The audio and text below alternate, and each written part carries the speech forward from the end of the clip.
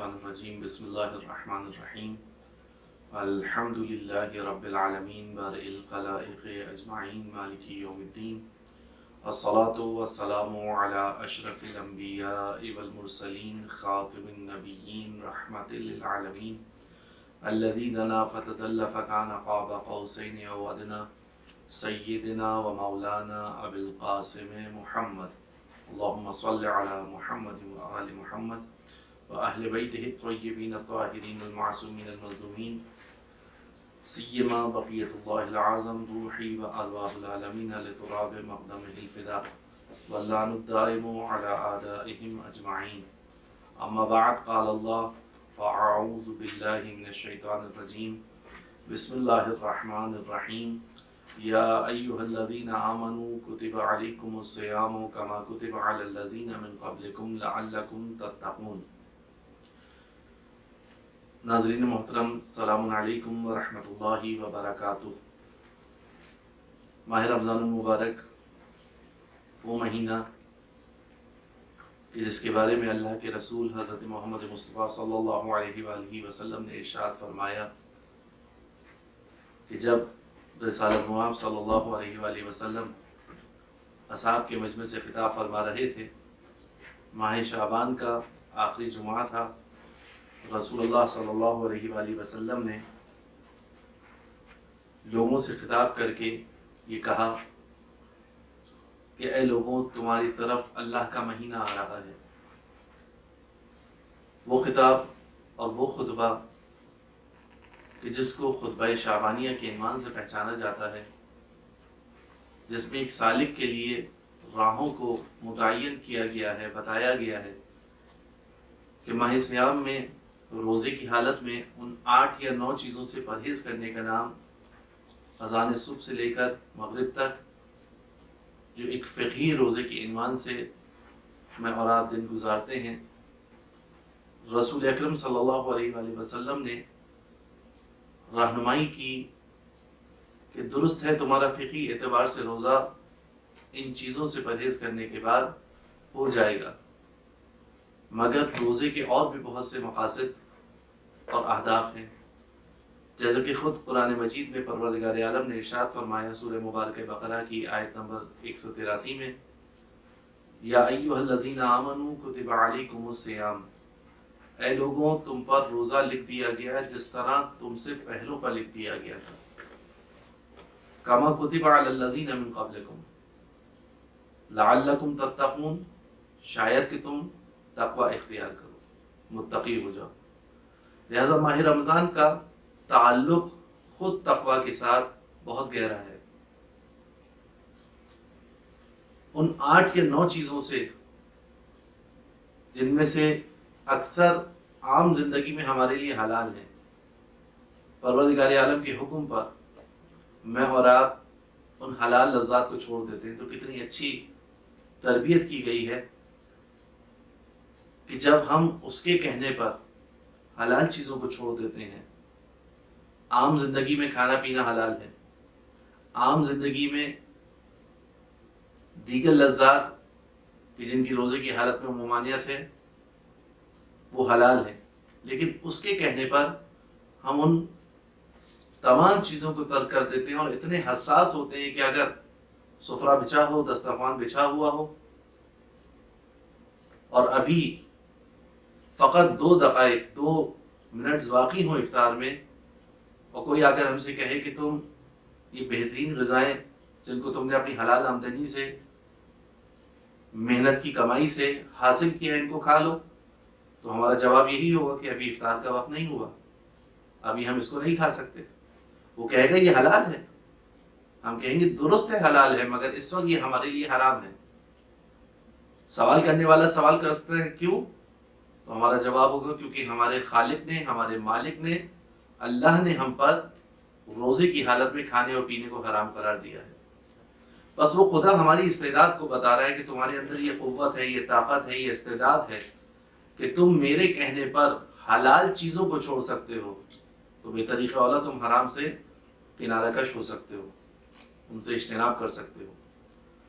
बस जब ये माह रमज़ान आने वाला था, शाबान का आखिरी जुमा था, رسول اکرم صلی اللہ علیہ وآلہ وسلم نے ایک خطبہ ارشاد فرمایا، جس خطبے میں جناب صلی اللہ علیہ وآلہ وسلم نے اصحاب کو مخاطب کر کے کہا، ایھا الناس قد اقبل الیکم شہر اللہ بالبرکۃ والرحمۃ والمغفرہ، اے لوگوں تمہاری طرف آ رہا ہے اللہ کا مہینہ برکت کے ساتھ، رحمت کے ساتھ، مغفرت کے ساتھ۔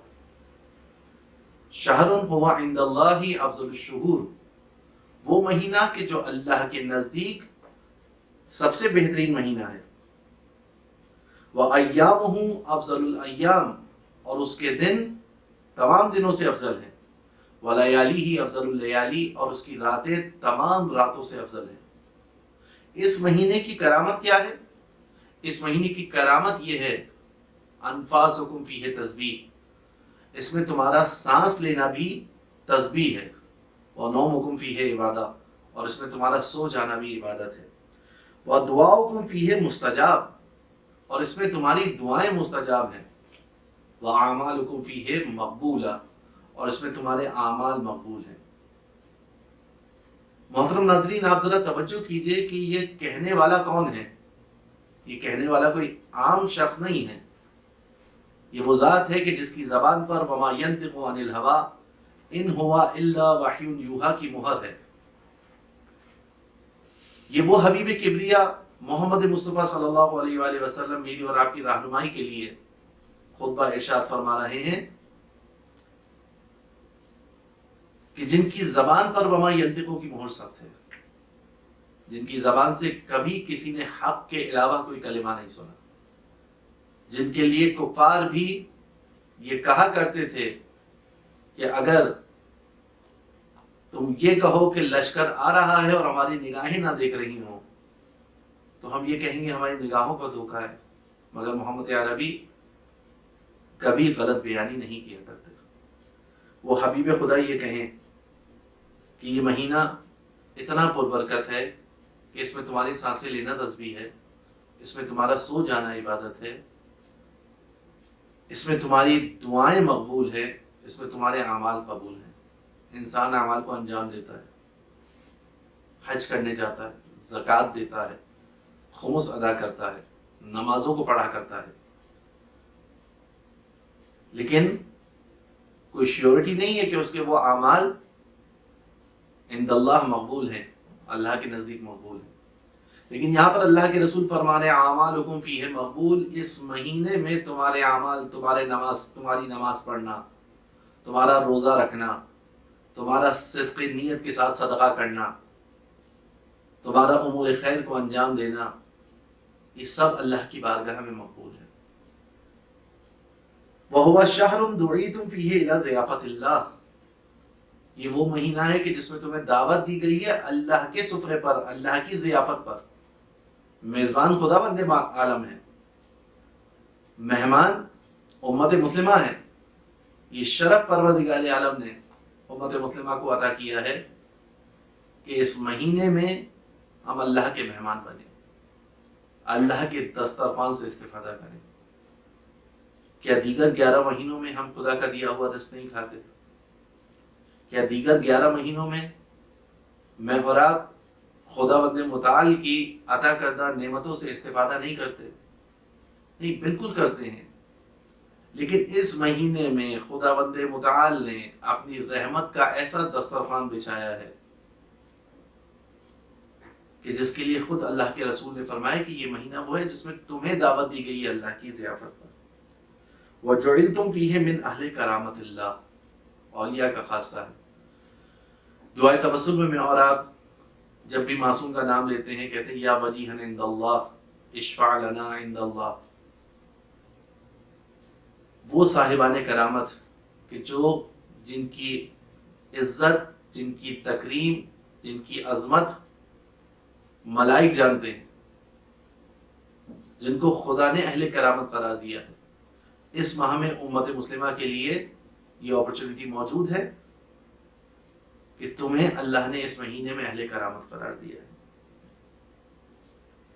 بس اس مہینے کی تمام تر برکات کو اللہ کے رسول جب بیان کر رہے ہیں تو ذرا توجہ تو کریں کہ اہل کرامت ہوتا کون ہے۔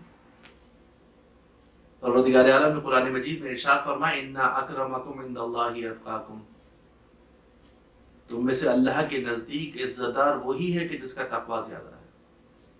اور خود ماہ رمضان جیسا کہ میں نے آپ کے سامنے بیان کیا کہ اس کا ہدف، اس کا مقصد، اس کی غایت لعلکم تتقون، شاید کہ تم متقی ہو جاؤ۔ بہترین فرصت ہے اس وقت ہمارے پاس، یہ جو لاک ڈاؤن کی صورتحال ہے اس میں اور آپ دنیا سے کنارہ کش ہیں۔ دعا اور مناجات میں اور آپ پڑھتے ہیں نا انشاءاللہ ابو حمزہ سمالی اور دیگر مناجات، ابھی مناجات شعبانیہ گزری ہے، ان دعاؤں میں بار بار میں اور آپ خدا سے کیا سوال کر رہے ہیں؟ ربی حبلی کمال الانقطاع الیک، اے اللہ مجھے وہ انقطاع عطا فرما کہ جس کے ذریعے میں تیری طرف بڑھوں۔ اب فرصت ہے اور اپنی جگہ پر، لیکن یہ حسن موجود ہے کہ آج ہمارے پاس عبادات کے لیے وقت ہے، تلاوت قرآن مجید کے لیے وقت ہے، واعظ و نصیحت سننے کے لیے وقت ہے۔ بس اس ماہ سے استفادہ کرتے ہوئے، اس کی برکتوں کو سمیٹتے ہوئے، اس کی رحمتوں کو اپنے دامن میں بھرتے ہوئے کس طریقے سے آگے بڑھا جائے، خود حضرات محمد و آل محمد علیہ السلام بتائیں گے۔ کیسے گزارے ماہ رمضان، سلیقہ کیا ہے ماہ رمضان گزارنے کا، ماہ رمضان کیسے گزارا جاتا ہے؟ بس فرمایا فَإِنَّ الشَّقِيَّ مَنْ حُرِمَ غُفْرَانَ اللَّهِ فِي هَذَا الشَّهْرِ الْعَظِيمِ، وہ شقی ہے کہ جس نے جو اس عظیم مہینے میں اللہ کی مغفرت سے محروم رہ گئے۔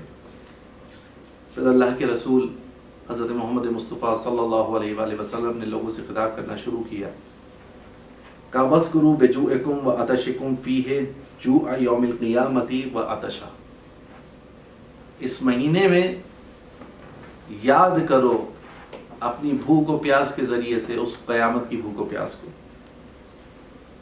وَتَصَدَّقُوا عَلَى فُقَرَائِكُمْ، صدقہ دو اپنے فقراء کو، وہ مساکین کو اور مسکینوں کو۔ وَوَقِّرُوا كِبَارَكُمْ، 11 مہینوں میں بھی تمہیں اپنے بڑوں کا ادب کرنا ہے، ان کی تعظیم کرنی ہے، ان کے وقار کا خیال رکھنا ہے۔ اس ماہ رمضان میں خاص طور پر اس عمل کو انجام دو۔ وَوَقِّرُوا كِبَارَكُمْ، اپنے بڑوں کا احترام کرو۔ وَارْحَمُوا صِغَارَكُمْ، رحم کرو اپنے چھوٹوں پر۔ وَصِلُوا أَرْحَامَكُمْ، صلہ رحمی اختیار کرو۔ وَاحْفَظُوا أَلْسِنَتَكُمْ، اپنی زبانوں کی حفاظت کرو۔ وَغَضُّوا عَمَّا لَا يَحِلُّ النَّظَرُ إِلَيْهِ أَبْصَارَكُمْ، اور اپنی نظروں کو اس چیز سے بچاؤ کہ جس کا دیکھنا تمہارے لیے حلال نہیں ہے۔ وَأَمَّا لَا يَحِلُّ الْإِسْتِمَاعُ إِلَيْهِ أَسْمَعَكُمْ، اور ان باتوں سے سننے سے اپنے کانوں کو بچاؤ کہ جن کا سننا تمہارے کانوں کے لیے حلال نہیں ہے۔ وَتَحَنَّنُوا عَلَىٰ أَيْتَامِ النَّاسِ كَمَا يَتَحَنَّنُوا عَلَىٰ أَيْتَامِكُمْ، احسان کرو، خیر کرو، نیکی کرو لوگوں کے یتیموں کے ساتھ، تاکہ تمہارے یتیموں کے ساتھ احسان کیا جائے۔ وَتُوبُوا إِلَى اللَّهِ مِن ذُنُوبِكُمْ، اور توبہ کرو اپنے رب سے اپنے گناہوں کے بارے میں۔ یہ طریقہ ماہ رمضان گزارنے کا جو اللہ کے رسول صلی اللہ علیہ وآلہ وسلم بتا رہے ہیں اس جلیل القدر خطبے میں، اس طریقے کی طرف ذرا توجہ کیجیے۔ وَقِّرُوا كِبَارَكُمْ، اپنے بڑوں کا احترام کرو۔ وَارْحَمُوا صِغَارَكُمْ، اپنے چھوٹوں پر رحم کرو۔ وَصِلُوا أَرْحَامَكُمْ، اپنے رشتہ داروں سے میل ملاپ بڑھاؤ، محبتوں کو بڑھاؤ۔ اپنے گناہوں کے لیے توبہ طلب کرو، اللہ کی بارگاہ میں پلٹ جاؤ۔ بس اللہ کے رسول صلی اللہ علیہ وآلہ وسلم فقط اس ماہ کے لیے یہ نسخہ نہیں بتا رہے ہیں۔ ماہ رمضان تو بالکل اسی طرح ہے جس طرح میں اور آپ کوئی کورس کریں 3 مہینے کا، 1 مہینے کا، 10 دن کا، تو وہ کورس اس لیے نہیں کرایا جاتا کہ فقط 10 دن میں اس کورس کو کر کے پھر بعد میں بھول جایا جائے۔ اس کورس کو کرانے کا مقصد یہ ہوتا ہے کہ آج یاد کرو، پوری زندگی استفادہ کرو۔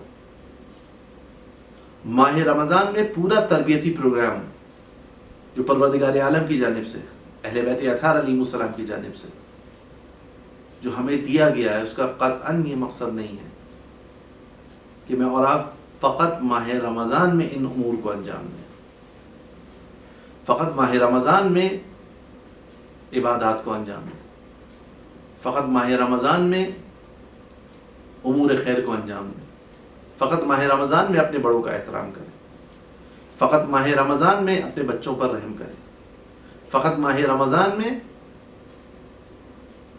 لوگوں کے یتیموں کے ساتھ نیکی کریں۔ اور یہاں جب یہ کہا جا رہا ہے کہ بچوں پر رحم کریں تو اس کے کئی ایک معنی ہیں، کئی ایک معنی اس کے اندر پوشیدہ ہے۔ جب یہ کہا جا رہا ہے بڑوں کا ادب کرو، اس کے اندر کئی ایک معنی پوشیدہ ہے۔ جب یہ کہا جا رہا ہے لوگوں کے بچوں کے ساتھ، یتیموں کے ساتھ نیکی سے پیش آؤ، تو اس میں کئی ایک رموز پوشیدہ ہیں۔ قرآن مجید میں پروردگار عالم ارشاد فرماتا ہے، یا ایھا الذین آمنوا قوا انفسکم واہلیکم نارا، اے ایمان والو بچاؤ اپنے آپ کو اور اپنے بچوں کو آتش جہنم سے۔ یہاں خطبہ شعبانیہ میں سرکار ختمی مرتبہ صلی اللہ علیہ وآلہ وسلم فرما رہے ہیں، وَرَحَمُوا صِغَارَکُم، اپنے چھوٹوں پر رحم کرو۔ یہاں رحم کرنا فقط سر پر ایک دست شفقت پھیرنا مراد نہیں ہوگا، یقیناً یہ بھی ہوگا، لیکن جب اللہ کے رسول بتا رہے ہیں تو اس میں کئی ایک چیزیں شامل ہیں جو ہم جانتے ہیں وہ بھی، جس کو ابھی نہیں جانتے وہ بھی، کہ رحم کہتے کسے ہیں، کس طریقے سے رحم کیا جاتا ہے۔ بچاؤ ان چھوٹوں کو اس فتنے سے، اس کفر سے، اس نفاق سے، اس عداوت سے، اس عصبیت سے کہ جس کا لازمی نتیجہ خدا کا غضب ہے۔ یہ بھی ایک رحم ہے۔ آج اس فرصت کو جو خداوند متعال نے ہمیں عطا کی ہے، اس کو ہم مختلف چینلز پر آنے والے پروگرامز کی نظر نہ کریں، اس فراغت سے فائدہ اٹھائیں اور اس فراغت میں خدا کے قریب ہونے کی کوشش کریں۔ میرے اور آپ کے ساتویں امام موسیٰ بن جعفر علیہ السلام جب اسیر زندان ہوئے تو امام کاظم علیہ السلام نے خداوند متعال کی حمد کی اور یہ جملات ارشاد فرمائے کہ پروردگار میں نے تیری عبادت کے لیے تجھ سے فرصت طلب کی تھی، آج زندان میں تو نے وہ فرصت مجھے مہیا کی۔ اس لاک ڈاؤن کے زندان میں میں اور آپ امام کاظم علیہ السلام کی تاثیر میں اپنی خلوت کو اتنا پاکیزہ بنانے کہ خدا ہم سے راضی ہو جائے۔ وہ معصوم امام جب شب جمعہ میں اور آپ دعائے کمیل کی طرف رغبت کرتے ہیں اور اس کو پڑھتے ہیں، اللہم اغفر لی الذنوب التي تغیر النعم، اے اللہ میری ان خطاؤں سے صرف نظر فرما کہ جس کی وجہ سے نعمتیں تبدیل ہو جاتی ہیں۔ اللہم اغفر لی الذنوب التي تنزل البلاء، اے اللہ میری ان خطاؤں سے صرف نظر فرما جس کی وجہ سے بلائیں نازل ہوتی ہیں۔ اللہم اغفر لی الذنوب التي تنزل النقم، اے اللہ میری ان خطاؤں کو معاف کر دے جس کی وجہ سے ناموس پر بٹا لگتا ہے۔ یہ کون جملات ارشاد فرما رہا ہے؟ امیر المومنین علی بن ابی طالب علیہ السلام، جو معصوم امام ہیں، گناہ کو انجام نہیں دیتے، مکروہات کو انجام نہیں دیتے، مستحبات کو ترک نہیں کرتے، واجب کو ترک کرنے کا تو سوال ہی نہیں پیدا ہوتا۔ وہ جو افطار کے وقت ایک نمک کے ٹکڑے اور ایک نان جو سے افطار کرنے والے علی، وہ جو ایک شب میں 1000 رکعت نماز پڑھنے والے علی ابن ابی طالب علیہ الصلوۃ والسلام، میرے اور آپ کے آقا اور مولا، وہ جب خدا کی بارگاہ میں آئیں تو اس طرح سے گریہ وزاری کریں، میں کیوں اتنا مطمئن ہو گیا ہوں؟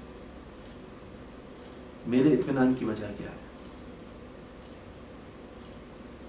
بس اس خدا کی بارگاہ میں صدق دل کے ساتھ، دنیا چاہے گی کہ میں اور آپ معنویت کو حاصل نہ کریں، اس ماہ رمضان سے استفادہ نہ کریں، بہت جذاب نت نئے انداز سے ٹیلی ویژن کے اوپر پروگرام بھی آئیں گے، اس کی صدائیں بھی آپ کے اور میرے کانوں سے ٹکرائیں گی، لیکن اس وقت مجھے اور آپ کو یہ یاد کرنا ہے کہ یہ فرصت جو ماہ رمضان کی ہے یہ گزر جائے گی، لہٰذا ان لغویات سے اپنے آپ کو بچائیں۔ سب سے اہم ذمہ داری ماہ رمضان کی، ہر قسم کی بیہودہ لغو چیزوں سے مجھے اور آپ کو پرہیز کرنا ہے۔ ماہ رمضان اس لیے نہیں ہے کہ ہم لوگوں کے آگے ہاتھ پھیلائیں کہ یہ مادی چیز دے دو، ماہ رمضان اس لیے ہے کہ ہم خدا کے آگے ہاتھ پھیلائیں کہ اے خدا اپنی محبت دے دے، اے خدا اپنی معرفت عطا کر، اے خدا اپنے رسول کی معرفت عطا کر، اور اے خدا اپنی حجت کی معرفت عطا فرما۔ فَإِنَّكَ إِن لَّمْ تُعَرِّفْنِي حُجَّتَكَ ضَلَلْتُ عَن دِينِي، کیونکہ اگر مجھے تیری حجت کی معرفت نہیں ہوئی تو میں دین میں گمراہ ہو جاؤں۔ یہ ماہ رمضان، اس میں پڑھی جانے والی دعائیں، اس میں مانگی جانے والی مناجات، اس میں سحر کے وقت پڑھی جانے والی دعا ہے حمزہ استعمالی، اس میں سحر کے وقت پڑھی جانے والی امام رضا علیہ السلام کی وہ مختصر دعا بار بار مجھے اور آپ کو متوجہ کر رہی ہے کہ یہ ساری عبادات کس لیے ہیں؟ وہ روزہ کی جس کی جزا خداوند متعال نے اپنی ذات کو قرار دیا ہے کہ روزہ میرے لیے ہے اور اس کی جزا بھی میں ہی۔ یہ کیسا رابطہ ہے عبد و معبود کے درمیان کہ انسان خلوت میں ہو، کوئی نہ دیکھ رہا ہو، روزہ اتنا خالص کر دیتا ہے کہ چلچلاتی بھی دھوپ ہو، تپش ہو، پیاس کی شدت ہو، لیکن انسان خلوت میں بھی اس ایک گھونٹ پانی کو اپنے حلق سے نیچے نہیں اتارتا آمدن کہ ایسا نہ ہو کہ خدا کی مخالفت ہو جائے۔ بس اس ماہ رمضان میں مجھے اور آپ کو کیا کرنا ہے، کیسے اعمال کو انجام دینا ہے، کیسے وظائف کو انجام دینا ہے، انشاءاللہ اگلے دروس میں اس جانب توجہ کریں گے۔ دعا ہے پروردگار عالم سے کہ پروردگار بحق محمد و آل محمد اس ماہ میں ہمیں معارف اہل بیت و معارف قرآن کو سمجھنے کی توفیق عطا فرمائے۔ ہم سب کو بلاخص کیونکہ میں بیان کر رہا ہوں اور بیان کرنے والے کی ذمہ داری یقیناً سنگین ہے، اس ماہ رمضان سے بھرپور استفادے کی توفیق عطا فرمائے۔ جو باتیں بیان کی گئیں جس کو آپ سماعت کریں گے، خداوند متعال کی بارگاہ میں التجا ہے کہ ہم سب کو بلاخص بندہ حقیر کو اس پر عمل کرنے کی توفیق عطا فرما، آخری حجت کے ظہور میں تعجیل فرما، علماء علی مراجع الزام بلاخص مقام معظم رہبری کا سایہ مستدام فرما، اور اس دنیا سے یہ وبا اس میں اس وقت تمام انسانیت جکڑی ہوئی ہے، پروردگار جلد از جلد اس کا خاتمہ فرما۔ والسلام علیکم ورحمۃ اللہ وبرکاتہ۔